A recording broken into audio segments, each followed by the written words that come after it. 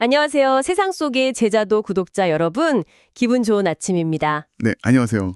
오늘 여러분과 함께 헨리 블랙커비 묵상님의 묵상집 하나님을 경험하는 삶 365 요거 한 부분을 좀 깊이 들여다보려고 하는데요. 아, 네, 좋은 묵상집이죠. 네, 119번째 날 문을 여시는 분이라는 제목이에요.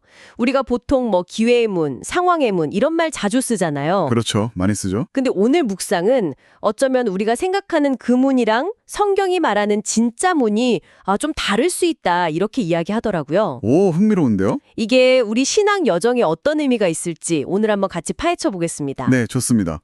자, 먼저 오늘 묵상의 핵심이 되는 성경 구절 요거부터 확인해 볼까요?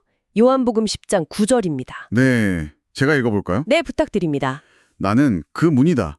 누구든지 나를 통하여 들어오면 구원을 얻고 드나들면서 꼴을 얻을 것이다. 아, 예수님께서 직접 당신의 문이라고 딱 선언하시는 장면이죠? 네, 아주 강력한 자기 선언입니다.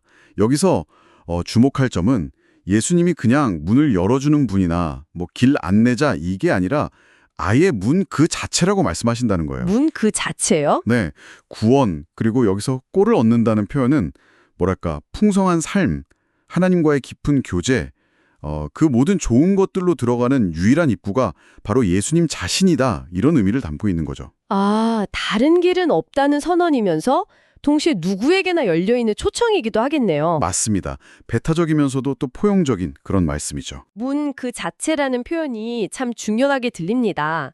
우리가 그냥 생각하는 문 개념과는 좀 다른 느낌을 주는데요.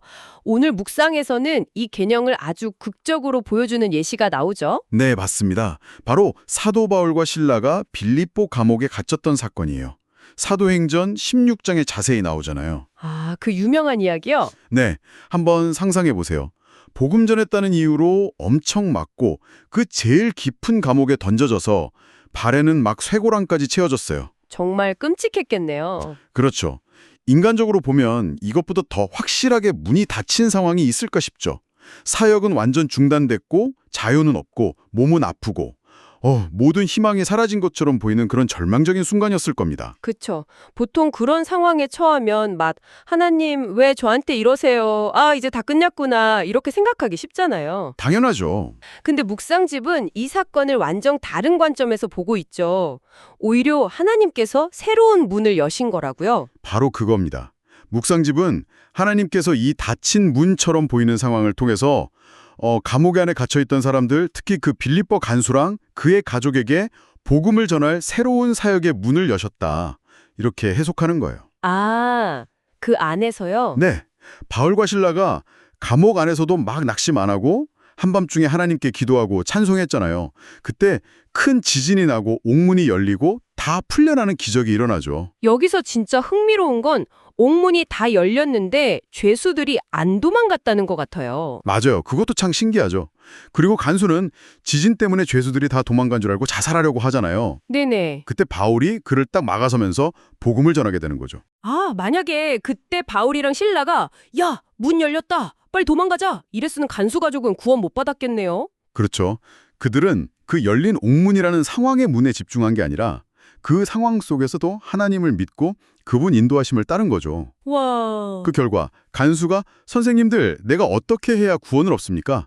이렇게 묻게 되고 바울과 실라가 주 예수를 믿으십시오. 그러면 당신과 당신 집안이 구원을 얻을 겁니다.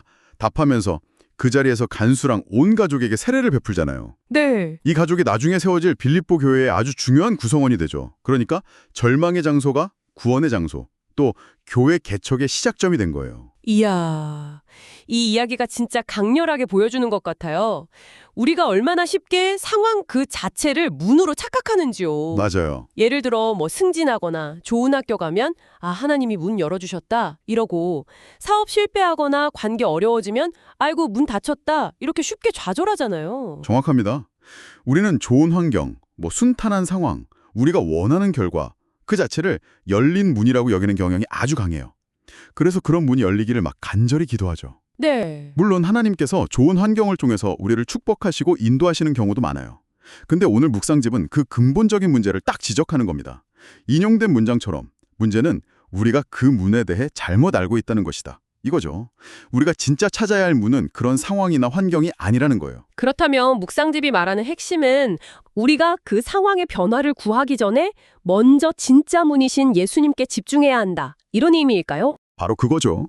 상황이나 환경은 변할 수 있고 어떨 땐 우리를 속일 수도 있어요. 좋아 보였던 게 나중에 올무가 될 수도 있고 반대로 끔찍한 시련 같았던 게 오히려 우리를 하나님께 더 가까이 이끄는 통로가 될 수도 있고요. 아, 바울과 신라 경우처럼요. 네, 그러니까 우리의 초점은 계속 변하는 상황이라는 문이 아니라 영원히 변치 않은 신은 예수 그리스도라는 문 자체에 딱 고정되어야 한다는 겁니다. 아, 요한계시록 3장 8절 말씀도 생각나네요. 예수님이 빌라델피아 교회에게 보아라, 내가 네 앞에 문을 하나 열어두었는데 아무도 그것을 닫을 수 없다. 이렇게 말씀하시잖아요. 네, 맞아요. 거기서도 문을 열고 닫는 주권이 전적으로 예수님께 있다는 걸 분명히 하시죠. 상황이나 사람이 아니라요. 네. 예수님이 문을 여시면 아무도 못 닫고 예수님이 닫으시면 아무도 못 열어요. 중요한 건 그 문을 통과하는 것, 그러니까 예수님 안에 거하는 거죠. 오늘 묵상지의 표현처럼 만약 우리가 예수님과의 관계 대신 다른 활동이나 사역, 아니면 결과 이런 거에 집중한다면 환경 변화에 따라 쉽게 낙심하거나 교만해질 수 있다는 거예요. 아, 그렇죠. 뭐 프로젝트 성공하면 내가 문 연 것처럼 우쭐해지고 실패하면 하나님이 문 닫으셨다고 좌절하고 이런 식이죠. 맞아요. 근데 그 활동이나 결과 자체가 문은 아니라는 거죠. 그러면요. 우리가 삶의 주인이시고 유일한 문이신 그리스도께 집중한다는 게 구체적으로는 어떤 의미일까요? 이게 실제 우리 삶에서 어떤 변화를 가져올 수 있을까요? 정말 중요한 질문이며 그리스도께 집중한다는 건 우리의 시선과 마음의 중심을 그분께 맞추는 거예요. 어떤 상황에 처하든 이 상황 속에서 하나님은 지금 뭘 하고 계시지? 이걸 통해서 예수님은 나를 어떻게 만들어가길 원하실까? 이걸 묻는 태도죠. 아, 빌립보 감옥 같은 최악의 상황 속에서도 바울과 실라가 기도하고 찬송할 수 있었던 건 그들의 시선이 그 쇠사슬이나 감옥 벽이 아니라 여전히 그들과 함께 하시면서 일하시는 주님께 고정되어 있었기 때문입니다. 그렇군요. 이런 관점을 가질 때 나타나는 실제적인 변화는 자유함이에요. 상황이 좋든 나쁘든 거기에 따라 막 요동치 않는 내적인 안정감을 얻게 되는 거죠. 아, 자유함이요? 네. 일이 잘 풀릴 때 교만하지 않고 감사하면서 주님께 영광 돌리고 어려움이 닥쳤을 땐 절망하기보다 그 안에서 일하실 주님을 기대하면서 인내할 수 있게 되고요. 기도의 초점도 달라지겠네요. 그렇죠. 하나님, 이 문제 좀 해결해 주세요. 이런 기도에서 하나님, 이 문제 속에서 주님을 더 깊이 알게 해주세요. 주님의 뜻을 이루어 주세요. 이런 기도로 나아가게 되는 거죠. 물론 현실의 고통이나 어려움이 사라지는 건 아니에요. 하지만 그 고통을 해석하고 반응하는 방식이 근본적으로 달라지는 겁니다. 두포 보니까 우리가 문이 닫혔다고 느낄 때가 사실은 하나님께서 우리를 다른 방향으로 인도하시거나 아니면 더 깊은 차원으로 부르시는 신호일 수도 있겠다 이런 생각이 드네요. 네, 그럴 수 있죠. 우리가 너무 눈앞에 그 상황이라는 문만 바라보느라 그 너머에 계신 진짜 문, 예수님을 놓치고 있는 건 아닌지 좀 돌아보게 됩니다. 맞습니다. 때론 하나님께서 우리가 의지하던 세상적인 문들을 일부러 닫으심으로써 오직 영원한 문이신 예수님만 바라보도록 이끄실 때가 있어요. 아, 사업 실패, 관계 단절, 건강 악화 같은 고통스러운 경험들이 오히려 우리를 깨끗하게 하고 세상적인 것들에 대한 미련 버리고 오직 주님만 붙들게 하는 그런 연단의 과정이 될 수 있는 거죠. 네. 중요한 건 그 과정 속에서 우리가 어떻게 반응하느냐예요. 원망하고 불평하면서 주저앉을 건가? 아니면 바울과 실라처럼 그럼에도 불구하고 주님 찬양하면서 그분의 뜻을 구할 것인가? 이거죠. 오늘 아침 이 방송 듣고 계신 우리 세상 속의 제자도 구독자 여러분 중에도 아마 각자 삶에서 닫힌 문 앞에서 힘겨워하는 분들이 계실 거예요. 네, 분명 계시겠죠. 어쩌면 오랫동안 기도해온 응답이 너무 더디거나 예상치 못한 어려움 때문에 앞이 그냥 캄캄하게 느껴질 수도 있고요. 혹시 지금 그런 상황에 계시다면 잠시 시선을 한번 돌려보는 건 어떨까요? 여러분을 가로막고 있는 것처럼 보이는 그 상황이라는 문 너머예요. 변함없이 여러분을 사랑하시고 인도하시는 진짜 문, 예수 그리스도께 시선을 한번 고정해 보는 겁니다. 네. 바울과 실라가 감옥 안에서 드렸던 그 기도와 찬양이 간수와 그의 가족을 구원으로 이끌었던 것처럼 여러분이 지금 드리는 그 눈물의 기도, 신음 속의 찬양이 어쩌면 하나님께서 예비하신 놀라운 역사의 시작이 될 수도 있습니다. 기억해야 할 핵심은 이거 같아요. 어떤 문, 상황이 열리느냐, 이거보다 더 중요한 건 내가 지금 문이신 예수님 안에 굳건히 서 있느냐, 이거죠. 아, 네. 환경이 아니라 관계에 초점을 맞출 때 우리는 어떤 상황 속에서도 흔들리지 않는 평안함과 담대함을 누릴 수 있습니다. 그러니까 닫힌 문 앞에서 좌절하기보다 문이신 예수님께 더 가까이 나아가서 그분 안에서 참된 안식과 힘을 얻으시기를 바랍니다. 그분은 절대 우리를 실망시키지 않으실 거예요. 오늘은 헨리 블랙커비 목사님의 하나님을 경험하는 삶 365 묵상집을 통해서 문을 여시는 분이라는 주제로 함께 깊이 이야기 나눠갔습니다. 핵심은 좀 명확한 것 같아요. 네, 우리가 흔히 생각하는 좋은 상황이나 환경이 진짜 문이 아니고 예수님 자신이 바로 구원과 풍성한 삶으로 들어가는 유일한 문이시다. 그렇죠. 그리고 우리의 시선이 상황이 아니라 문이신 예수님께 딱 고정될 때 어떤 환경 속에서도 우리는 하나님의 인도하심을 경험하고 그분의 예비하신 참된 생명을 누릴 수 있다 이거죠. 네, 맞습니다. 그리고 때로는 가장 절망적인 상황, 그 꽉 막힌 감옥 같은 현실이야말로 하나님께서 가장 놀라운 구원의 계획, 또 새로운 시작의 문을 여시는 무대가 될 수 있다는 사실, 이걸 기억하면 좋겠습니다. 아, 우리의 이 좁은 시야로는 이해할 수 없을지라도 하나님은 언제나 더 크고 놀라운 그림을 그리고 계시거든요.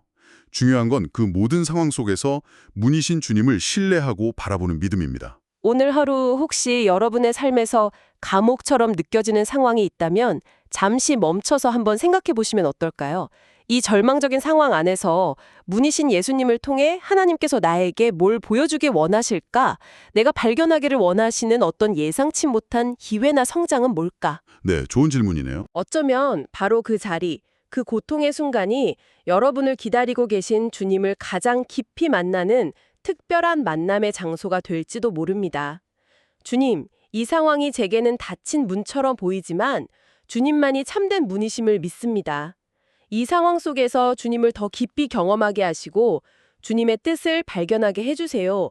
이런 기도로 오늘 하루를 시작해 보시는 것은 어떨까요? 아멘입니다. 오늘 함께 해주신 세상 속의 제자도 구독자 여러분 정말 감사합니다. 네, 감사합니다. 헨리 블랙커비 목사님의 하나님을 경험하는 삶 365 묵상과 함께 오늘도 문이신 예수 그리스도 안에서 풍성하고 복된 하루 보내시길 바랍니다.